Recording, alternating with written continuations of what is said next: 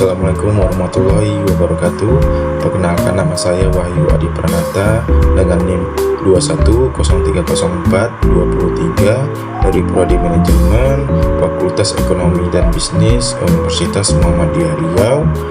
Baik, di sini saya akan memaparkan beberapa materi yang saya pelajari dari mata kuliah komunikasi bisnis dengan dosen Bapak Iqbal.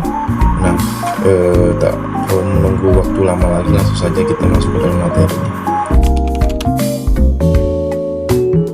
Di pertemuan ke-9 kita mempelajari tentang keterampilan presentasi bisnis. Nah, mengapa penting keterampilan presentasi bisnis ini?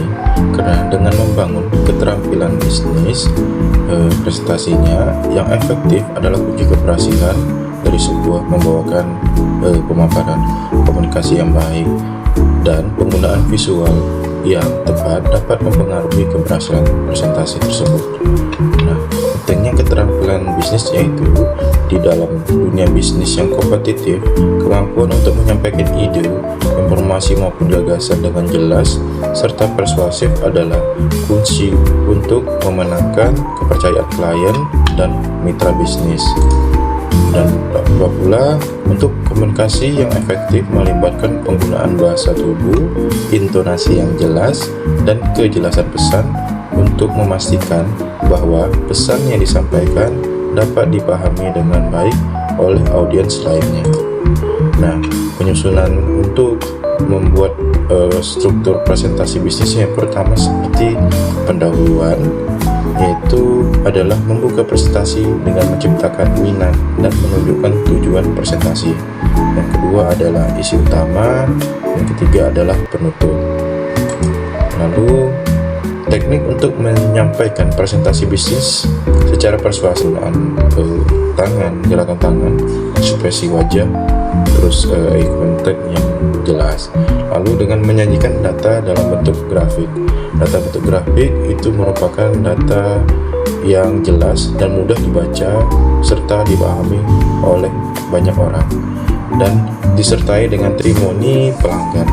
Menggunakan kutipan dan cerita yang sukses, pelanggan dapat meyakinkan audiens mengenai manfaat produk ataupun layanan yang kita miliki. Presentasi bisnis yang menggunakan gambar, video, dan lain-lain dapat membantu menarik perhatian audiens dan mempertahankan minat mereka sepanjang presentasi berlangsung. Nah,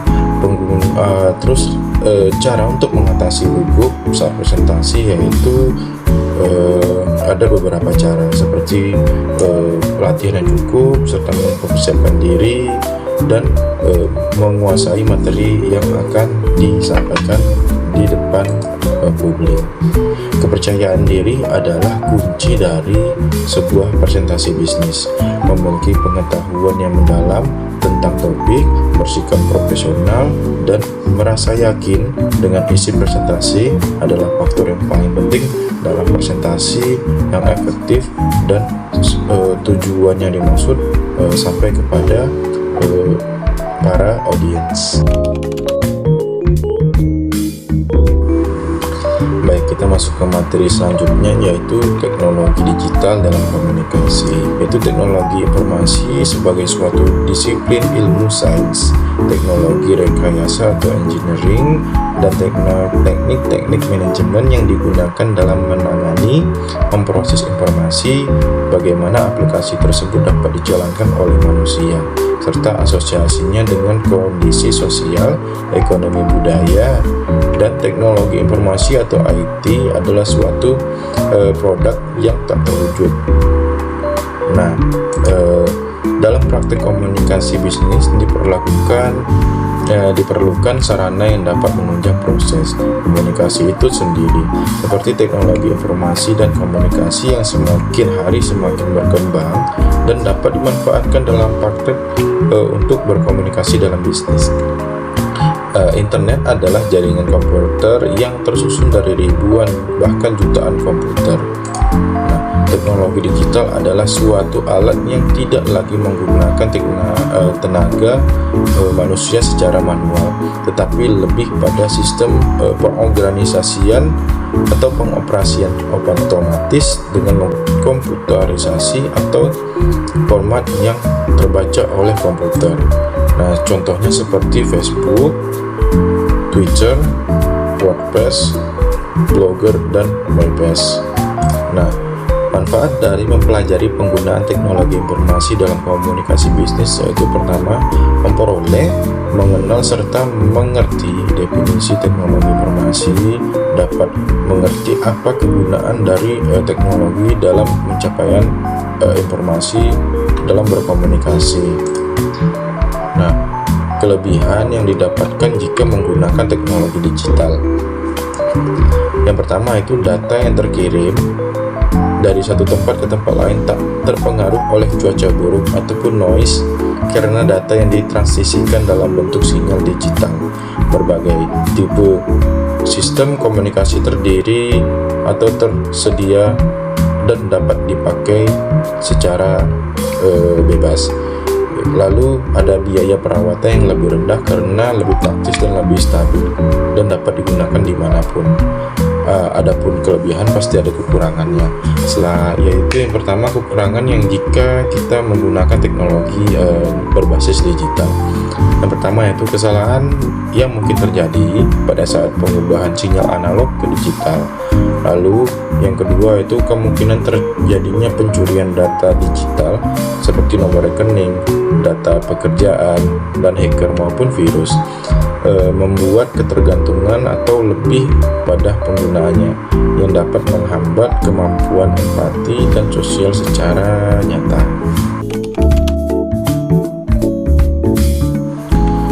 Lalu di pertemuan selanjutnya kita akan bahas tentang komunikasi interpersonal dan kelompok.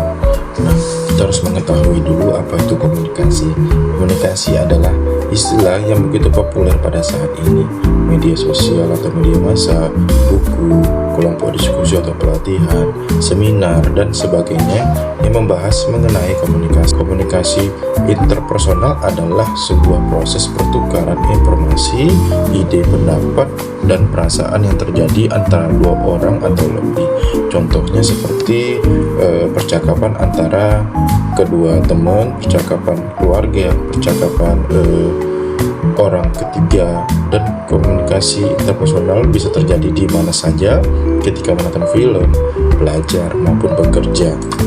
Nah, menurut beberapa ahli seperti Erwin Nepas, komunikasi interpersonal atau komunikasi antar pribadi adalah proses komunikasi antara dua orang atau lebih secara tatap muka. Ini memungkinkan komunikator menyampaikan pesan secara langsung. Komunikasi penggapaiannya saat ini dengan bersamaan. Nah, ciri-ciri komunikasi interpersonal yaitu seperti pertama adalah bahasa yang digunakan bisa formal maupun informal. Yang kedua adalah memakai media tertentu seperti telepon, ponsel, maupun email. Yang ketiga dilakukan dua orang lebih. Yang keempat bersifat terbuka ataupun komunikasi. Nah, efektivitas komunikasi interpersonal yang pertama adalah keterbukaan atau openness, empati atau empathy, sifat mendukung atau supportiveness, sikap positif, dan kesetaraan. Lalu fungsi dari komunikasi bisnisnya itu yang pertama adalah untuk menjalin hubungan sosial, lalu menjalankan fungsi pendidikan, fungsi persuasi, fungsi pemecahan masalah dan pembuatan keputusan, serta fungsi terapi.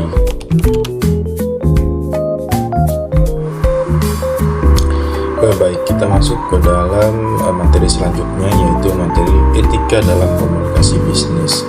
Nah, pengertian etika sendiri adalah yang berasal dari kata etos yang mengandung arti yang cukup luas seperti adat, kebiasaan, akhlak, watak, perasaan, dan cara pikir. Etika merupakan suatu pemahaman mengenai tindakan yang benar ataupun yang salah. Etika memberikan panduan apakah suatu perilaku tertentu dapat digolongkan perilaku yang bermoral ataupun yang tidak bermoral. Nah, peran etika yang memberikan dorongan dan mengajak setiap individu guna bersikap kritis, bersikap rasional dalam rangka mengambil keputusan berdasarkan kepada kepada pendapat sendiri yang bisa untuk dipertanggungjawabkan secara baik. Etika mampu memberikan pengarahan kepada masyarakat guna berkembang menjadi sebuah masyarakat yang teratur, tertib, serta damai. Nah, dengan mematuhi perangkat norma yang berlaku guna terwujudnya kesejahteraan sosial maupun ketertiban masyarakat. Etik dan etis. Istilah-istilah ini berhubungan erat antara etik dan etika. Etis, norma. Etika sebagai ilmu akhlak yang membahas pola-pola aturan tentang nilai-nilai kesusilaan tidak terlepas dari kata etik, etis maupun norma. Tindakan untuk melakukan etika disebut sebagai tindakan etik yang bersifat tentang pelaksanaan etik tersebut. Sering diberi istilah dengan penyebutan bahwa tindakan etik ini bersifat etis. Nah, macam-macam etika seperti etika deskriptif, yaitu merupakan berusaha untuk meneropong secara kritis dan rasional mengenai sikap dan perilaku manusia sebagai suatu hal yang bernilai. Lalu etika normatif yaitu berusaha menerapkan sikap-sikap pola yang perilaku ideal yang seharusnya dimiliki oleh manusia. Nah, lalu ada faktor yang mempengaruhi perilaku. Seperti yang pertama, tabiat atau pembawaan. Itu merupakan suatu bawaan yang terbawa dari sejak lahir. Lalu akal pikiran atau rasio dan hati nurani. Nah, faktor yang dapat mempengaruhi pembentukan etika ditentukan oleh internal maupun faktor eksternal.